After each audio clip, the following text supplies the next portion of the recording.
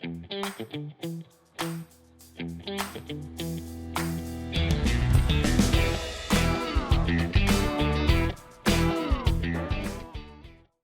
guest on the Savage Leader podcast is Ty Smith. Ty is the founder and CEO of CommSafe AI, a technology company that helps organizations get ahead of threats and violence in the workplace before they happen. Before his career in technology, Ty served for over 20 years in the Navy, including 15 years as a Navy SEAL. Ty, thanks for coming on today. Thanks so much for having me, Darren. Well, Ty, take me back to your upbringing. So, what was Little Ty about? What were you interested in? What were those things that excited you in your life? Yeah, I think when I was young, I was a normal dude in that I always had this really rough side of me, but I went through a very long period of time during my adolescence where I got into a street fight with a kid. That happens a lot growing up in a place like East St. Louis, Illinois. And to be honest with you, I kind of got my backside handed to me and just totally destroyed my confidence. And I think that not having a dad at home just sort of fed that because I didn't have that male figure to go to and be like, hey, what does this mean? How do I recover from this? Like, any of that. So I was kind of dealing with it on my own. And so I found myself, believe it or not, as a kid that was just growing up being bullied by others. I think all the way up until I was a freshman in high school. And that came to a very violent and abrupt halt with a situation that took place when I was in high school. And the only thing I think that really there were several things that saved me growing up in a place like East St. Louis. It was first and foremost my mom was a police officer. So it was very difficult for me to be the kind of kid to go out and get in trouble. I was also the oldest of five kids, and my mom was a single mom most of that time. So when she would be out working 17, 18-hour shifts as a police officer in crazy East St. Louis, Illinois, most of that time I would be at home helping to raise my siblings. And so that kept me out of trouble too. But also I had a phenomenal family, and we didn't have a lot at all. We were poor, just like most families growing up in East St. Louis, but we were really wealthy on love and servant leadership. And so those things kept me out of trouble. And when I was 12 years old, I saw the old movie Navy SEALs with Charlie Sheen, and that was really what hooked me. At that point, I knew I was going to grow up and join the Navy. I knew in my heart I was going to be a Navy SEAL someday. And fortunately, I held on to that dream. And when I graduated high school, I knew I didn't want to sit around East St. Louis. I knew that there were very few options for me. I was already seeing some of my friends die. I was already seeing some of my friends go to prison at an early age, and I didn't want to have anything to do with that. And so I joined the Navy with the clothes on my back and with a dream in my back pocket, and I got out of there just as quickly as I could. And then lastly, one of the reasons why my family really supported that idea beyond what I've already talked about is, coming out of an adolescence of being bullied and then coming into high school and finding that side of me that was I had always known I was a protector inherently. I just didn't know how to do it. And then when I found that when I was in high school, that was also leading me down a wrong path, a path of I had anger management issues. I went the exact opposite way. If someone said something to me that I didn't like, it was immediately, okay, boom, I found these, let's go. After all of these years. And I remember my mom saying to me, son, if you don't find a way to control your emotions, to gain control of your temper, it's going to get you in a lot of trouble. And I'm afraid it's going to hurt you. So when I came home and told them I was joining the Navy and I wanted to go out and see the world and build something for myself, my family was really supportive of that. And that started my journey. What a remarkable shift from the kid who's bullied to suddenly turning the tide there, but then also making another shift to joining the Navy and the military. So what was that like? I know you served for about 20 years. What did you learn? What were some of those experiences that really shaped you and hardened you as a really a great leader that's being successful now in the technology space? Oh my gosh, there were so many experiences that shaped me into the leader that I am today, but I'll try to keep it brief. For the first 4.5 years, I was a military police officer and an Italian translator in Sardinia, Italy. Like horrible duty, right? It was amazing. It was a dream. And this was pre 9/11. This was pre Navy SEAL tie. I was a young 18, 19-year-old punk kid, you know, pretty much growing up, maturing in Sardinia, Italy. And fortunately, I had the at least the maturity to understand the importance of language.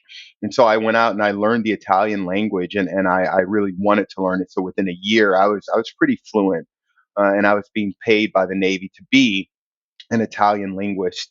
And that was a really big deal because I found myself 99% of the time for almost 5 years just surrounded by Italians. Most of my friends were Italians. I spoke Italian way more than I spoke English, to the point where even today I still dream in Italian a lot of nights.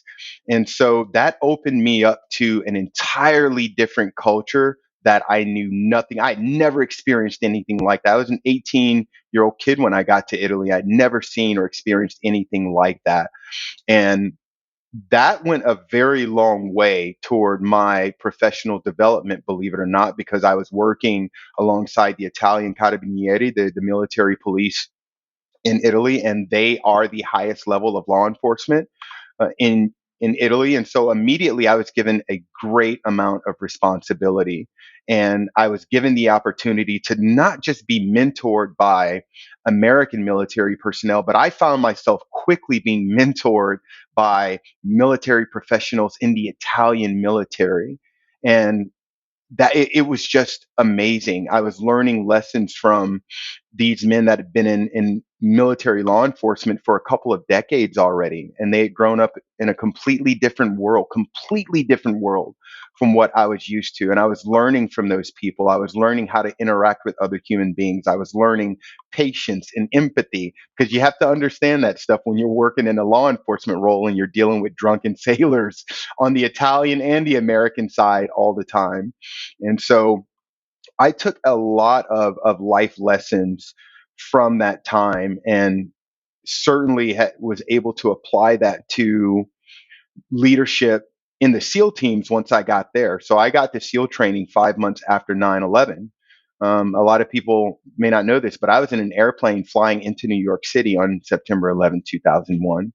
And fortunately, I wasn't in one of those planes that took down the towers and a part of the Pentagon. So when I got to SEAL training, everything in naval special warfare had changed immediately, and you could feel it in the air when I got there. And by the time I got to a SEAL team, you can imagine everything was different. The entire special operations community had spun up for war, and we were at war. And we were learning a lot of lessons very quickly, lessons that we weren't given the opportunity to learn over the previous couple of decades. And so I found myself in the SEAL teams quickly surrounded by some of the greatest leaders to this day that I believe I will ever have the opportunity to engage. And I learned a lot of very valuable lessons from those people. Again, empathy, humility, military bearing, the the not just the ability, but the need to put others before yourself, especially when you're responsible for the well-being of those people. And these are all lessons that I pulled from my military experience into CommSafe AI today, and it's how I lead the company. It drives how I interact with my employees. It drives how I hire new employees and the type of human beings that we bring into this company, and the kind of culture that we're actually building in this company. And I think that's a part of why we're successful today. Yeah, it's interesting just to pause on the military experience for a minute. I think the misperception is Navy SEALs as gladiators, but you mentioned words that I think most people would not associate with Navy SEALs.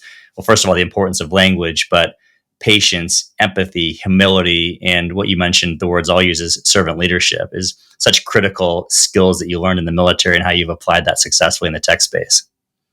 Absolutely. When it comes to leadership, in my opinion, if you're not practicing servant leadership, you're doing it wrong. And in the military, you're forced to do that, especially in the special operations community, because everything that we do is high risk. So if you are not always thinking about the safety and the well being of the people that you're responsible for, you're wrong. And so I've simply pulled that tool out of my military experience and I've injected it into the culture of my company so that my employees are always hearing from me that, hey, we put people first, people before money every time. We treat one another equitably all the time. It doesn't matter who you are, what color you are, what's your sexual preference, what religion you practice. None of the above matters. Life and entrepreneurship, I found, is about building relationships with other people and being responsible for what you consider to be your tribe. And if I'm not working every day to, of course, I'm always going to try to better myself every day, but if I'm not working every day to actively grow the individuals that are within my tribe, then in my opinion, I'm doing leadership the wrong way. And I learned that in the SEAL teams, and I'm really appreciative of that, especially when I look back on my last SEAL platoon in 2014. I led those boys through a very kinetic deployment in Afghanistan, and we were extremely successful, like record breaking success for the Naval Special Warfare community. And it would have been so easy for those guys to simply peak with that tour because we were so successful. And those guys are considered legends to this day in the SEAL teams. And I've moved on and transitioned. But what's really cool about that scenario is that every one of those guys are continuing to grow as a result of the example that I worked so hard to set for them. Things like, hey, it's you have to be more than just a Navy SEAL starting right now. I don't care if you're 15 years from retirement, you have to be more than a Navy SEAL. You have to work to be a good father. You have to work to be a good spouse. How are you growing yourself? Are you going to college in your free time? These are things that these guys were hearing me say all the time. And when I fast forward to now, um, all of those men have at least 4-year college degrees. Most of them have gone on to complete advanced degrees. Some of them are running their own businesses now, just like me, and they still call me for guidance from time to time. And so I get to look at that group of individuals and go, "Wow, look at how advanced their lives are as a result of the lessons that I taught them." And I'm not brilliant. These are lessons that I learned from my leadership when I was in their shoes. And so for me, that's what's most important. If you're not growing the people that you're responsible for, then you're doing leadership wrong. Yeah, I mean, I love that. So much richness there. You talk about just lifelong learning and constantly growing and getting better. You talk about mentorship and not just mentoring them when you're their senior supervisor within the teams, but also beyond that. You're a sounding board for them, a resource for them as they go throughout their career, because obviously navigating, especially that transition, is very challenging.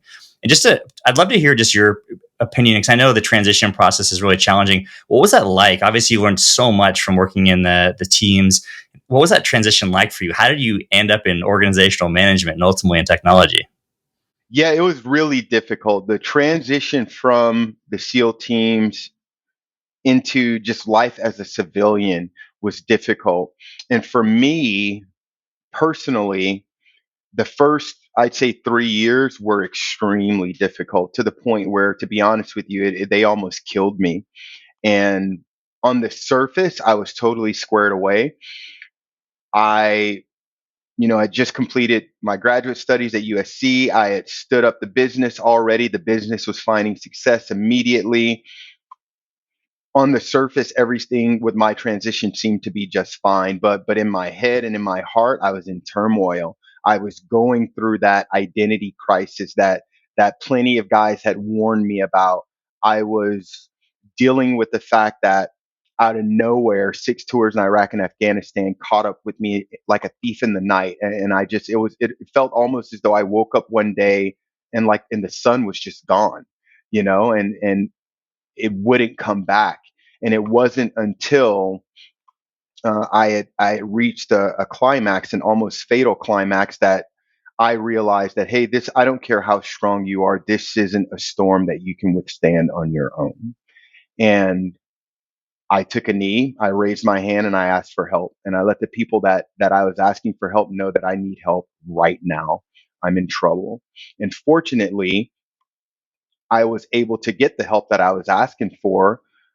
And it started a long journey, a journey that I think I'm still on when it comes to transitioning out of that mindset, because the mindset you develop in the military, the culture that you're surrounded by in the military, it's so strong and it becomes your identity, no matter who you are. And it feels good when you're in the military. It's awesome. And it's not until you transition out of the military, and in my case, by at least a few years, that you can look back on that time and go, hey, yeah, that was a really special time. And I loved every minute of it. But now that I'm removed, I can actually see why certain parts of that culture contributed to the trouble that I'm in right now. And it's the acknowledgement of those variables that should allow you to now have the ability to look forward and go, okay, I'm going to take all of this stuff with me and keep it because it's really good and it's going to serve me and my future community. But there's a whole lot of stuff, baggage, that I need to start working right now to leave behind, and acknowledging the fact that this isn't going to be an overnight fix. This is going to take me a while, years, decades, even to learn how to leave some of this baggage behind. And again, I'm still in that transition, but I'm in a much better place today than I was even just 2 or 3 years ago. So yeah, that transition was very, very difficult for me, and I'm glad that I was able to get through it. But again, there's just no way I could have done it on my own. Yeah, I mean, by the way, that's incredibly courageous for you to acknowledge that and to take a knee and to realize that you did need help. But I think people can relate to this on so many levels. Obviously, the added pressure and weight of some of the things you experienced in war, but just I think identity and creating that new identity for yourself, whether it's transitioning from an athlete. I know a member of friends who were incredible athletes growing up.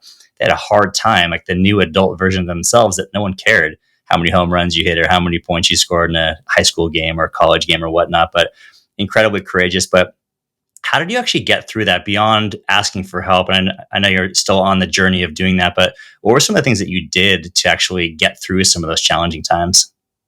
So I still lean to this day on things like mental health therapy. I see a therapist once a week at least, to this day, because again, I've grown beyond now acknowledging the fact that, hey, I need help dealing with this, to the point where I'm like, that's all I do is seek help to deal with this, at this point. So talking to a therapist, understanding that it's okay to hurt. It's okay to be abnormal for the rest of your life. Because make no mistake, combat veterans are now abnormal for the rest of their lives. We are no longer normal human beings. And that's okay. It's really important for us to acknowledge that the fact that that is okay. But now we just have to learn how do we continue life given the experiences that we endured throughout our military service. But also things that make me feel good, doing things like hot yoga, doing things like Brazilian jiu-jitsu, getting out in the ocean and going surfing once or twice a week as my schedule allows me to. The things that I know mean something to my heart and that allow me to balance and literally rinse off stress, in some particular cases. And just being really adamant about having that balance. And you're going to fail at it sometimes. To this day, I fail at it sometimes. I'm growing a rapidly growing technology company. As you can imagine, it requires a lot of my time, but it's still my responsibility to practice those things that allow me to relieve stress and find balance. Because if I become a casualty to stress in my own organization, I'm not going to do my organization or my employees any good.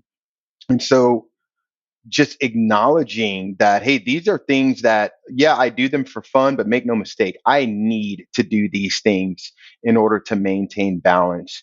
But I think most importantly, Darren, it's going back to the first point of talking to people. The military does a really good job of creating quiet professionals out of us to the point that it becomes a detriment to your health, to your well being, because you close off so much that you just stop talking to people. I got to the point where I just stopped talking to my wife. I stopped talking to my kids. I stopped talking to my friends. I would just flat out tell my family members that you don't know who I am anymore. You know what I mean? It's like I'm a completely different person. I am not the person I was when I left home at 17, 18 years old. And I had to learn all over again how to tear down those walls and understand that it's okay to talk to people. It's okay to be vulnerable. It's okay to tell people that you're hurting and that you need help.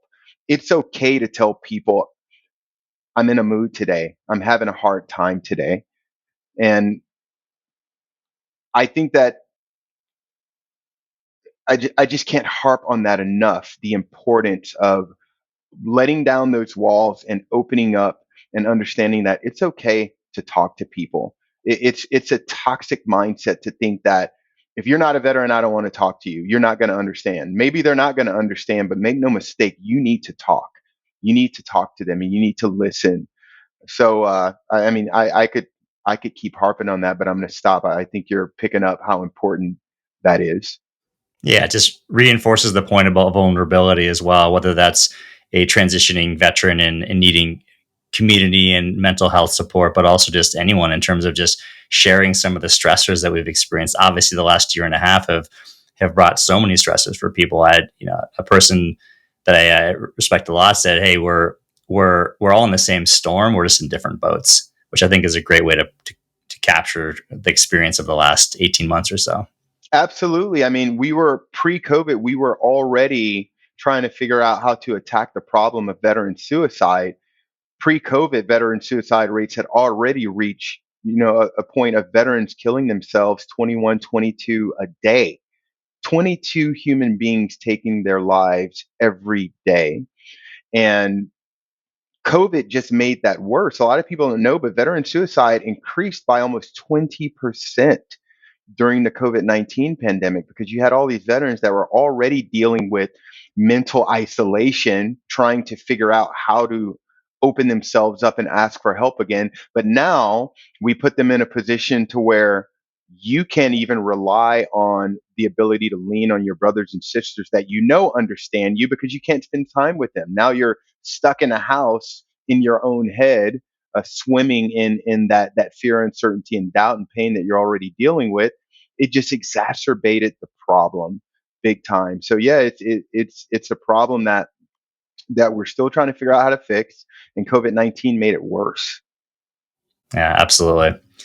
I'd love just to ask you about the transition, another transition from getting bullied to being the big guy to being the military, now into entrepreneurship. What was that spark? How did you get into entrepreneurship and especially technology? Sure. So I always knew that I wanted to go into entrepreneurship. My plan was to transition out of the SEAL teams and over to the FBI. And I was gonna, you know, gain, my plan was to work for the FBI for 5 to 10 years, just gain another 5, 10 years of experience, but in the federal law enforcement community. And then I was going to move on and start a company. I was interested in starting a personnel recovery company because kidnap and ransom is something that is near and dear to my heart. But I was just planning to go over to the FBI and get some more experience prior to doing that. And at the end of my naval career, prior to retiring, I got into Marshall Business School up at USC and got to USC and just really started drinking that entrepreneurship Kool-Aid. I mean, Marshall Business School is just the entire atmosphere is entrepreneurship. And in December of 2015, the Inland Regional Center in San Bernardino, California, experienced that active shooter scenario, killed, I think, 14 people at their holiday Christmas party, injured another 22. And after that happened, like a couple of weeks after that happened, a bunch of my friends and my wife's colleagues from the medical community were reaching out to me personally saying, "Hey, Ty, we're scared. This hospital or this clinic isn't providing us with any training. There are no programs in place. We have no idea what to do in the event someone comes in here and tries to hurt us or the patients. And you are literally the only person that we know that understands this kind of thing. So will you come and talk to us about how we stay safe?" And after doing that several times, as you could imagine, it got to the point where I could hear my entrepreneurship professors in the back of my head saying, "Hey, the market is telling you what it needs from someone with your skill set." And so I sat down one weekend and started working on a business model canvas because that happened to be what I was learning in grad school at the time. And I decided to just take the leap. I'm a gambler. I'm a risk taker by nature, as you can guess. And I just decided I'm going to jump. I'm going to go for it. I think I can do this. And so I stood up Vigilance Risk Solutions, the predecessor to CommSafe AI, and we started out as a tech-enabled security consultancy, immediately addressing the active shooter threat and quickly expanding into physical security as a whole. And so we were working for some pretty big companies and building their security assessments. We were building their emergency plans. We were providing them with in-person and web-based training around physical security topics like active shooter, all the way out through enterprise travel risk management. We started further tech enabling the company a few years in by doing social media threat monitoring for our customers. We ended up building a proprietary case management platform for our customers to use so that they could actually track these instances when they took place, so that they could learn from them and figure out how do we get ahead of them in the future. And coming into 2020, we were coming off of a record breaking year. 2019, we experienced nearly 900% revenue growth in that one year. And then COVID started rearing its ugly head around end of December, early January, and we saw the writing on the wall. We knew it was going to destroy our business model with the shift to work from home. And fortunately, around early December, in as the result of a brainstorming session that we knew was crazy, but we allowed ourselves to go down a rabbit hole anyway, we discovered CommSafe AI.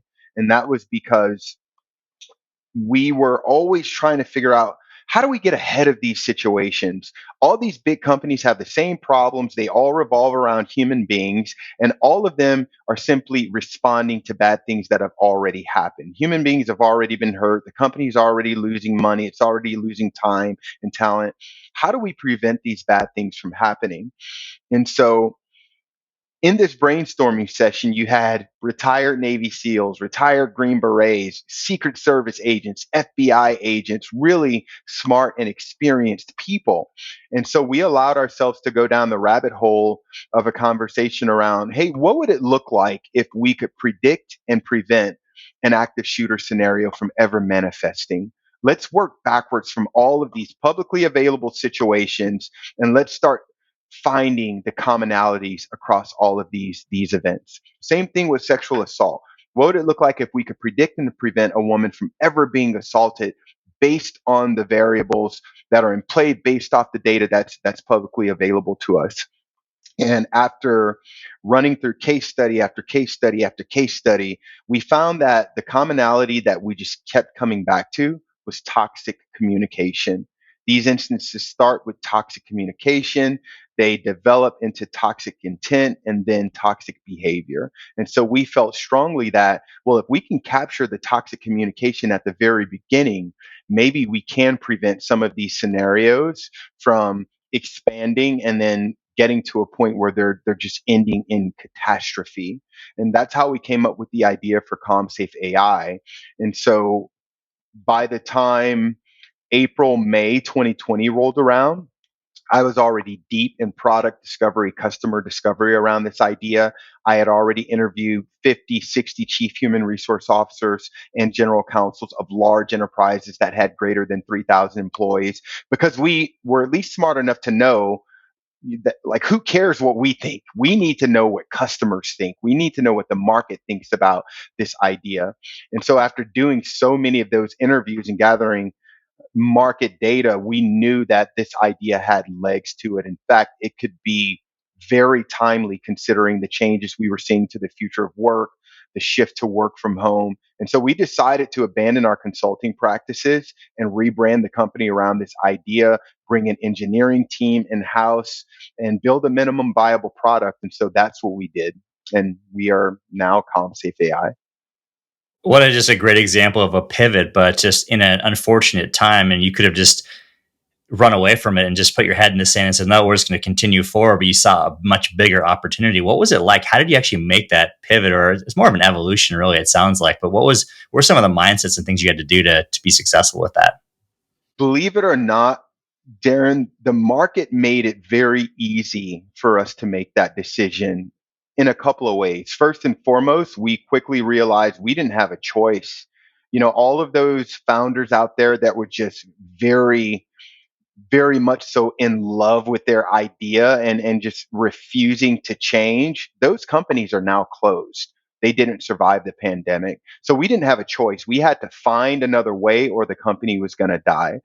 The other thing that made it very easy for us to make that transition was all of the data we gathered from the market. If we were just relying on our own ideas and going, oh yeah, I think this is going to be a great idea and it's going to work, I would have been very uncomfortable about making the decision to totally abandon the former business model. But it was because we had spoken with so many customers and gotten so much information from these big companies regarding how this product should be built, what features should be built into the product, when should those features be built into the product, how do we price the product, how should the product look and feel, how do customers want to interact with the dashboard, what should the dashboard look like. The market literally gave us all of those answers.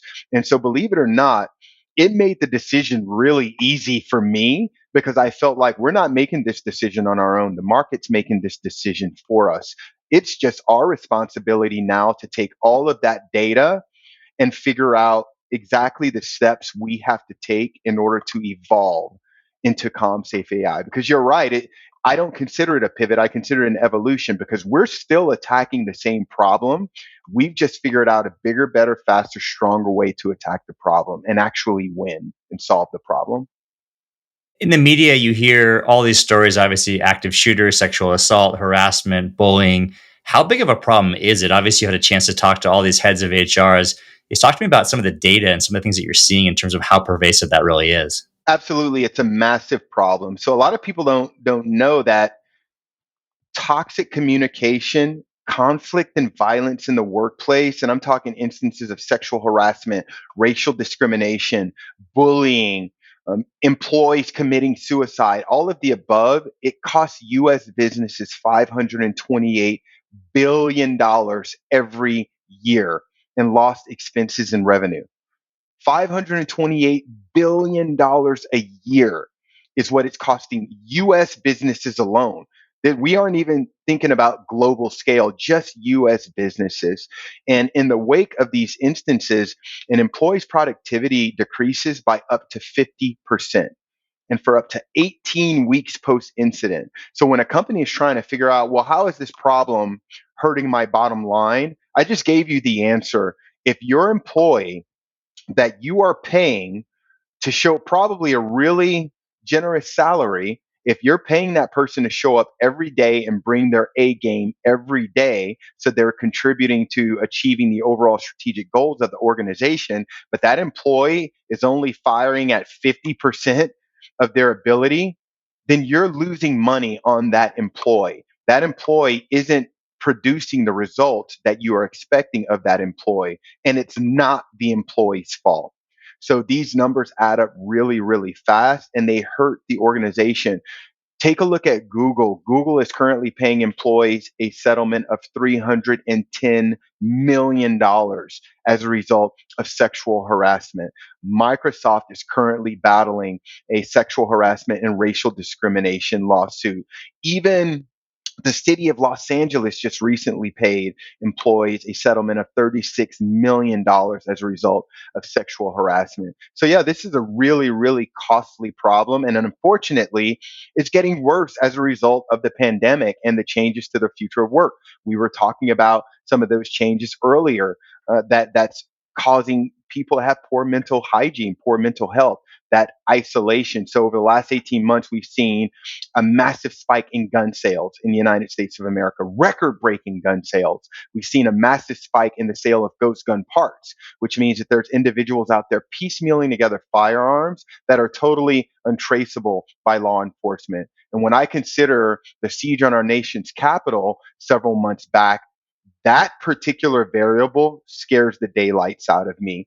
But we've also seen a massive spike in cyberbullying, cyber sexual harassment, cyber stalking, child abuse, domestic violence, homegrown terror. All of the above have skyrocketed as a result of the COVID-19 pandemic. So we have to keep in mind that as we reopen the workplace in the near future, even if it's at limited capacity, make no mistake, some of these variables are going to find their way back into the workplace. We're not just going to bring employees back to work and all of a sudden it's going to be kumbaya and all of that racial tension that we experienced over the last 18 months is going to stay out of the workplace. All of that political tension and drama that we experienced with this last election is just going to stay outside of the workplace.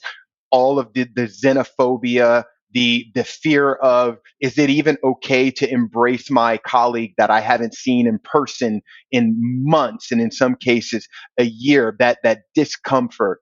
We can't just assume that it's going to stay outside of the walls of the workplace. And so we have to figure out how we're going to get ahead of those things because make no mistake, the problem is growing and it's growing fast.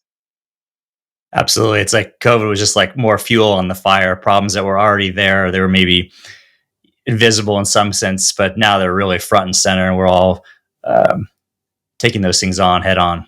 Without a doubt.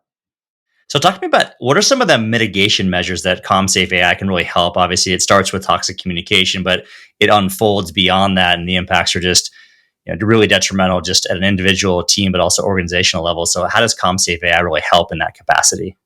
Sure. CommSafe AI helps because it's an internal communication safety analysis software that automatically finds instances of toxic communication like sexual harassment, bullying, racial discrimination. When those instances take place over company email or chat services, so even if the company is using Slack or Microsoft Teams, our solution will automatically find those instances and send a real time SMS or email alert to the cell phone of the human resources managers and decision makers at that organization that are responsible for those employees. And it lets them know, hey, this is happening in real time and you need to get a human being involved immediately to start mitigating risk around this scenario instead of just sitting on it and fast forward 6 months from now and the organization's trying to figure out, why did Sarah quit and why is she now suing us for sexual harassment? Does anyone know what's going on? So companies don't have to worry about those hidden liabilities within their email and chat communications anymore because CommSafe AI is going to go out and find those instances for them and alert them in real time. And CommSafe AI also has the ability to look at that data retroactively in the event something happened in the company's past and they're afraid of it becoming a liability. They can use this solution to now discover those instances so that they can start mitigating risk around them proactively. In addition to the technology mitigation measures, what advice do you have in terms of what leaders should be doing from an analog perspective in terms of how to head this stuff off of the past in terms of toxic communication, sexual harassment, all those different things? Talk to your employees. Employees have to understand that these are initiatives that are starting at the top. This is a part of the culture at an organization. Sexual harassment becomes a part of the culture. Racial discrimination becomes a part of the culture. And the CEO of the organization is responsible for the culture at that organization. So organizational leadership have, they have to be public about their disdain and dislike for sexual harassment and racial discrimination and bullying and all of these other instances of toxic behavior and communication that take place within the organization. And organizational leadership, they have to be public to the point where they are not afraid to go out and engage consultants that can come in and help to improve the culture of the organization. They're not afraid to go out and engage technological solutions like CommSafe AI that allow them to get ahead of these situations. And they shouldn't be afraid to be upfront and honest with employees and let employees know that they are using these types of solutions so that they can stay ahead of these situations, and tell employees why they're using these solutions. Let them know that, hey, we're not using this to spy on you. That's not how this solution was built. We can't use it that way anyway because of how the solution was built. We're using this because we love you and we care about you, and you are not simply a means to our financial ends. We want to make sure that you are safe, and we want to take proactive measures in making sure that you're safe. Organizational leadership, leaders in general would be surprised how forthcoming, how hardworking employees will be if they know without a doubt my leadership actually cares about me. I'm not just another number I'm not just another employee cruising around the campus. They actually care about me and my well-being, and they want to ensure that I'm growing as a human being even beyond the organization, going back to that servant leadership. Yeah, something you mentioned in terms of empathy and communication. I came across something you wrote in terms of communicating more, not less. I thought something that's interesting you said was, don't leave your tribe to the mercy of the scary and readily available misinformation, which I thought was pretty interesting. 100%. I have been accused on several situations of being too honest with my employees, being too honest with my investors. And I've been given the advice of, well, maybe you shouldn't be so honest with them. And that's just not me. Again, I'm going to give you the good, the bad, the ugly, even if my voice is shaking while I'm doing it. I believe in more communication rather than less communication. And I learned that on the battlefield, because when you're in combat, if you aren't communicating correctly with other forces that are in play, partner forces that are in a firefight less than 500 yards from you, if you're not practicing proper communication with the aircraft that are flying above you, that are potentially dropping bombs on the battlefield in order to help support you or save you when you need them the most, good people die. The wrong people die. And so I pulled that practice into entrepreneurship. And again, I would rather give my investors and my employees more information than less information so that they always know what's going on. If there's ever a time in my company where we're making moves to go this way, and there's employees over here, and it doesn't matter what their titles are, even if they're lower level employees, if they raise their hand and go, I had no idea we were doing that, I'm wrong. My team isn't wrong. The manager responsible for that employee isn't wrong. I, the CEO, I am wrong, because we should all be on the same page at all times. So, yeah, I believe in open, honest communications. Communicate often with your team. So I know you're just getting started in your technology career and entrepreneurship, but what's looking back, like what's a big lesson you've learned just in terms of that wild ride in terms of being a tech entrepreneur? Oh my gosh, how much time you got? There's been so many. First and foremost, never make decisions alone. I had to learn that the hard way. I learned it the hard way in that, you know, one example is that when we were growing really quickly within the first couple of years of the company, I was still making unilateral decisions. And I'm still wearing multiple hats, but back then I was wearing all of the hats, right? And I was making decisions like, hey, I need to grow the team in order to keep up with all of these contracts that we're signing right now. And my common sense was telling me that, yeah, that's the right thing to do. We got more work. We need to grow the team. And I wasn't considering the difference between annual recurring revenue and lumpy revenue that service businesses tend to generate. Lumpy revenue, I can't count on it. Whereas annual recurring revenue, I'm signing a 3-year deal with you. It's going to be X amount of dollars each year. I can count on that revenue. At least I should be able to count on that revenue for the next several years. And I wasn't taking that difference into consideration. And so we got to a point where we were doing really well. We had grown the team. And then all of a sudden, some of those 3 month contracts, those 6 month contracts, they were coming to an end. And I didn't have revenue to replace those contracts. And so I got to a point where I found myself with a robust team and we were paying those employees, but my revenue that was coming in was shrinking. And so I was burning money. And it got to the point where, I almost ran out of money simply because I was making decisions on my own instead of relying on really smart people that are around me that I could have gone to and went, hey, this is what I'm thinking about doing. What are your thoughts? What do you think? So never make decisions alone. It's to the point now where I don't make any decisions on my own. I don't care how smart I think I am. I have a brilliant co-founder. I have a brilliant chief technology officer. My board is world class. I would be an idiot to make a single decision without consulting those people that have been there and done that and that can go, hey, Ty, that's a great idea, but just think about these three things. Let me open up your aperture a little bit.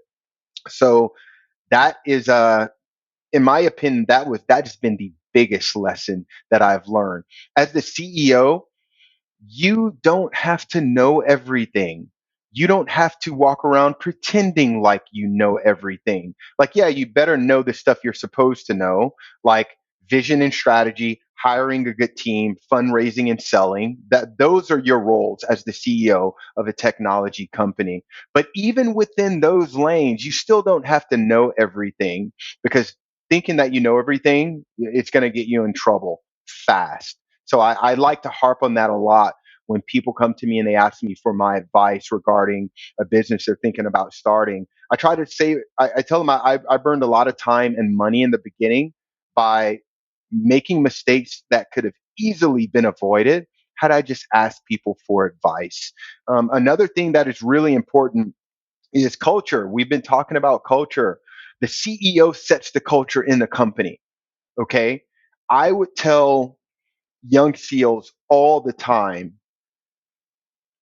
when you are the leaders of a SEAL platoon, because remember, our culture is so strong, it grabs a hold of you and you become that culture. When you are the leaders of a SEAL platoon, your behavior is so important because eventually all of the boys in that platoon are going to begin to emulate the behavior of the leaders of that platoon.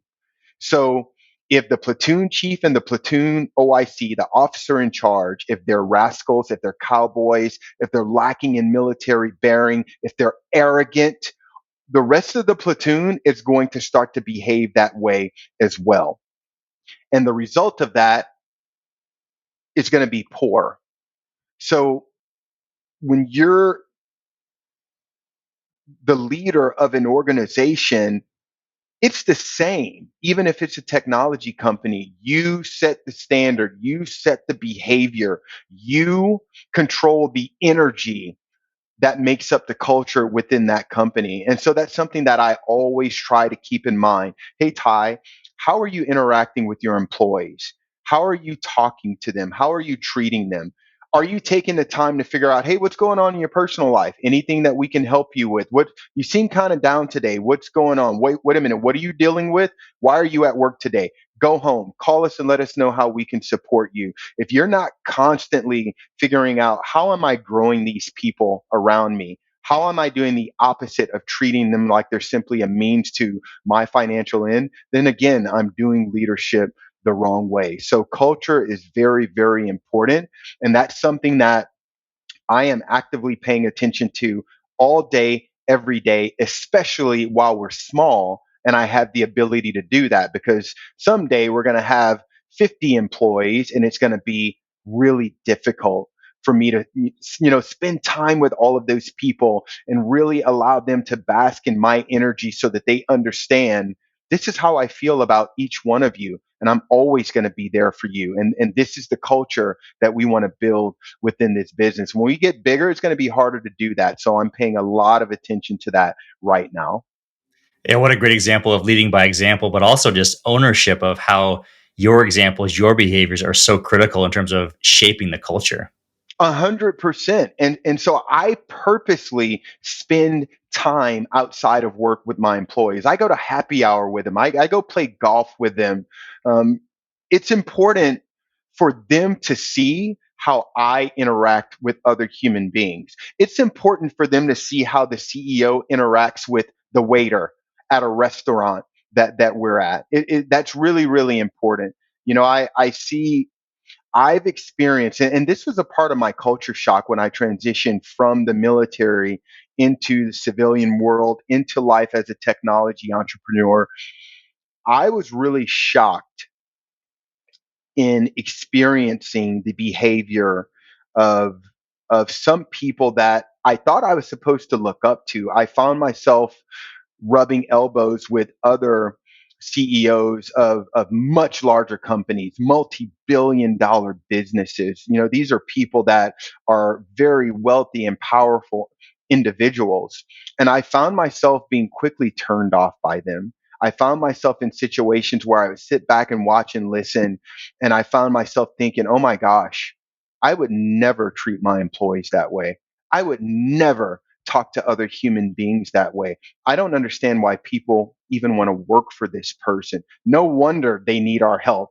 No wonder the culture within this company is just all jacked up because, again, the pace is set by the CEO.